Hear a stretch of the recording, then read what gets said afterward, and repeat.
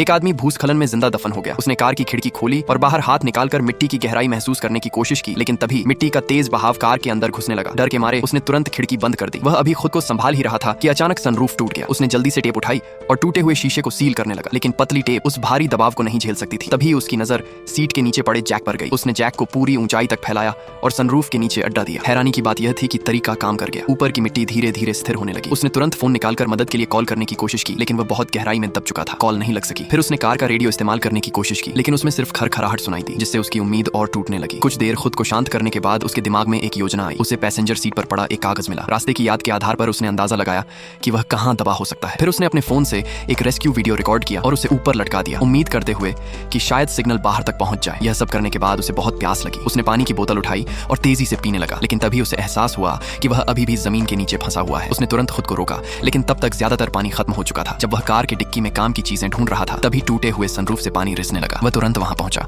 और पानी की हर बूंद बचाने के लिए सीधे रिसाव से पानी पीने लगा। उसने अपने वॉलेट से एक कार्ड निकाला, उसे मोड़कर फनल बनाया और एक प्लास्टिक बोतल में फिट कर दिया। फिर उसे जैक से बांध दिया ताकि टपकता हुआ पानी बोतल में जमा हो सके। अपनी तरकीब पर खुश होकर उसने ताली बजाई। बाद में उसने एहतियात के तौर पर अपना पेशाब भी संभाल कर रख लिया। कुछ ही देर बाद उसे सांस लेने में दिक्कत होने लगी। कार के अंदर ऑक्सीजन तेजी से खत्म हो रही थी। उसने एक फोल्डिंग चेयर निकाली और उसमें से खोखली धातु की पाइप अलग कर ली। फिर नेल कट्टर की मदद से बोतल के ढक्कन में एक छोटा छेद बनाया। उसने रस्सी में गांठ लगाई और उसे ढक्कन के छेद से गुजारा। फिर रस्सी को पाइप के अंदर भर दिया और ढक्कन से पाइप का मुंह बंद कर दिया। अपनी समझदारी देखकर वह खुद भी हैरान रह गया। इसके बाद उसने तार की मदद से सनरूफ में एक छोटा छेद किया और धातु की पाइप को ऊपर की तरफ धकेलना शुरू किया। पूरी पाइप अंदर जाने के बाद भी वह जमीन की सतह तक नहीं पहुंच सकी। तब उसने वैसी ही एक और पाइप बनाई, उसे पहली पाइप से जोड़ दिया और फिर से ऊपर धकेलने लगा। जैसे जैसे पाइप ऊपर जाती गई, मिट्टी का दबाव बढ़ता गया। आखिर एक समय ऐसा आया जब पाइप आगे बढ़नी बंद हो गई। इतनी मेहनत से उसकी सारी ताकत खत्म होने लगी और उसे पहले से ज्यादा ऑक्सीजन की जरूरत महसूस होने लगी। लेकिन कार के अंदर की हवा लगातार कम होती जा रही थी। उसने हार नहीं मानी। उसने एक और पाइप बनाई और पूरी ताकत से उसे ऊपर धकेलने लगा, लेकिन चाहे जितना जोर लगाता, पाइप आगे नहीं बढ़ती। तभी अचानक उसे डिक्की में रखा जैक याद आया। उसने जैक की मदद से पाइप को ऊपर धकेला, लेकिन उसकी ऊंचाई सीमित थी। फिर उसने अपने कंधे पर एक पतला तौलिया रखा और पूरे शरीर का जोर लगाकर पाइप को और ऊपर धकेला। अचानक उसे महसूस हुआ कि ऊपर का दबाव टूट गया है। पाइप आखिरकार जमीन की सतह तक पहुंच चुकी थी। उसने तुरंत तार को पाइप के अंदर डाला और ढक्कन को छेद दिया जो रास्ता रोक रहा था। फिर वह झुककर पाइप के अंदर देखने लगा। जब उसे हल्की सी रोशनी दिखाई दी तो खुशी से उसकी चीख निकल गई। वह तुरंत पाइप से आने वाली ताजी हवा में सांस लेने लगा।